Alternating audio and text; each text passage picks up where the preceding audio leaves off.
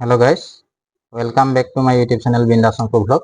Bindas Ankur Vlogৰ মই নতুন ভিডিঅ'লৈ আপোনালোকক স্বাগতম জনাইছো। এতিয়াতো আমৰ বতৰ, ভাবিলো আমৰ আচাৰ বনাও। আমৰ আচাৰ কেনেদৰে বনাও আহকচোন আপোনালোকক দেখাম। এয়া মই প্ৰথমতে আম কেইটামান পাৰি আনিলো। এতিয়া আমখিনি সুন্দৰভাৱে ধুই লম পানী দি।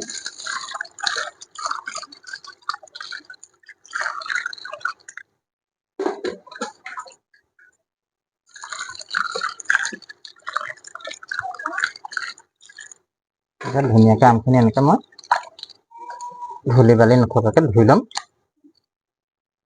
এয়া মই আমখিনি ধুনীয়াকৈ ধুই ল'লোঁ। এতিয়া আমখিনি মই সাইজ মতে সৰু সৰু কাটি ল'ম।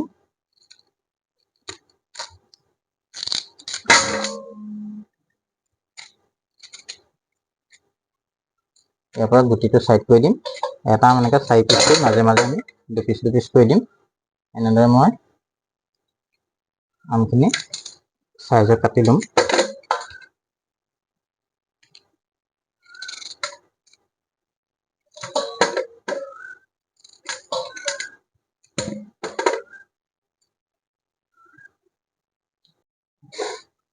এয়া আমখিনি মই সাইজত কাটি ল'লোঁ। এতিয়া কি কৰিম, ইয়াতে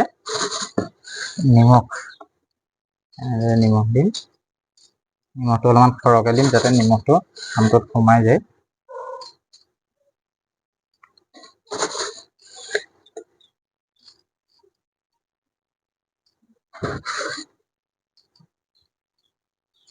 নিমখ দিয়াৰ পাছতে ইয়াতে হালধি অকণমান দিম।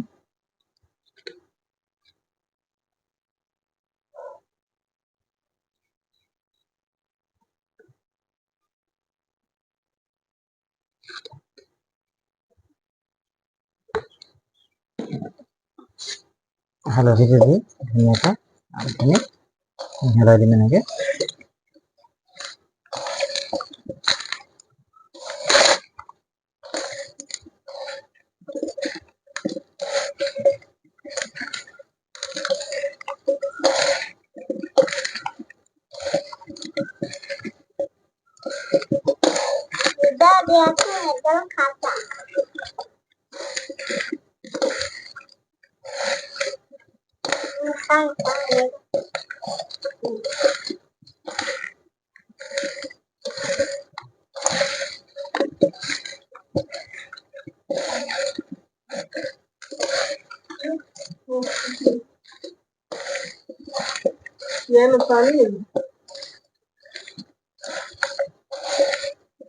এনেদৰে নিমখ হালধি সনাৰ পাছতে ঢাকি দিম। এনেকৈ ঢাকি পেলাই একদিন থৈ দিম ৰাতিটো।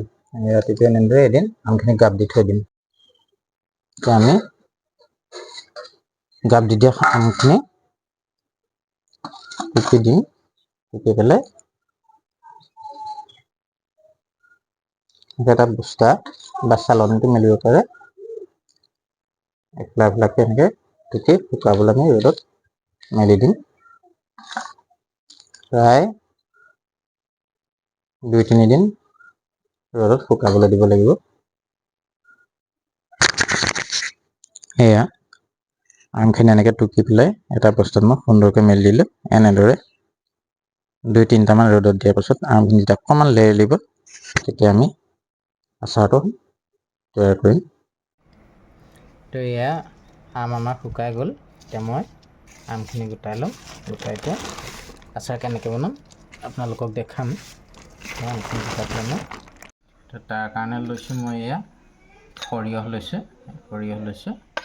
তাৰপৰা এয়া লৈছোঁ 5 ফুৰণ আৰু এয়া লৈছোঁ গোটা জিৰা। এতিয়া মই প্ৰথমতে এই সৰিয়হটো আৰু এই যিটো 5 ফুৰণ আছে এইটো অলপ ভাজি ল'ম। আধা ভজা কৰি পেলাই অলপমান বটি ল'ম। প্ৰথমতে সৰিয়হটো ভাজি ল'ম অলপমান।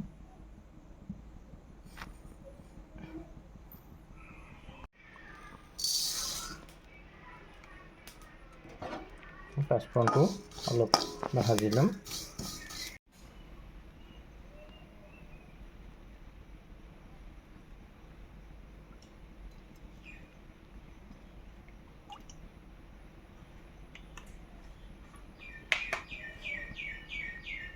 তেল পকিছে।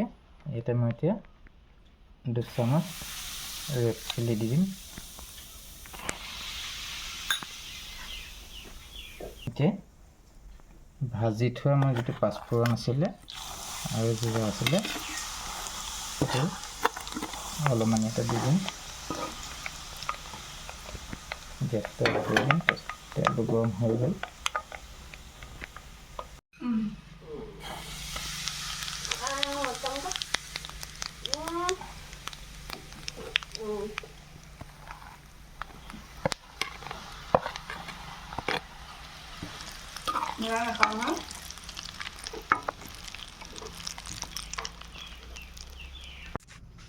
এতিয়া মই গৰম কৰি তেলখিনি আমুল দি ধুনীয়াকৈ সানি দিম।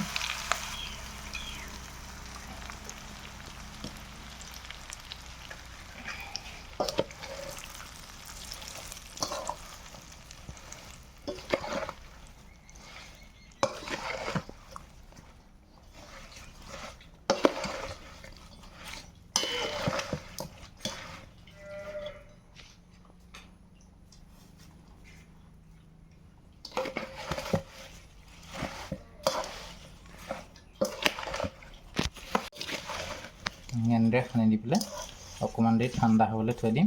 ঠাণ্ডা হোৱাৰ পাছত মই বৈয়ামত ভৰাম।